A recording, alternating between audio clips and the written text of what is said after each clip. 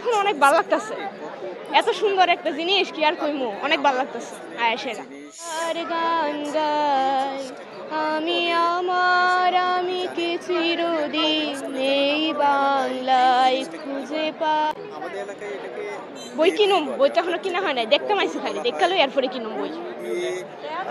হুমায়ুন আহমেদ উপন্যাসই বেশি ভালো লাগে, আর কবিতা তো আমার মনে হয় প্রতিটি বাঙালিরই ভালো লাগে, তো ওই হিসেবে কবিতা আমারও ভালো লাগে। এবং রবীন্দ্রনাথ ঠাকুর, শরৎচন্দ্র চট্টোপাধ্যায়, হুমায়ুন আহমেদ, আমি তাদের বই অনেক বেশি পড়ি বা পড়তে ভালোবাসি। তাদের এখনো জানা হয় নাই, এতটুকু আমার যোগ্যতা হয় নাই, তো চেষ্টা করে যাচ্ছি এই আর কি।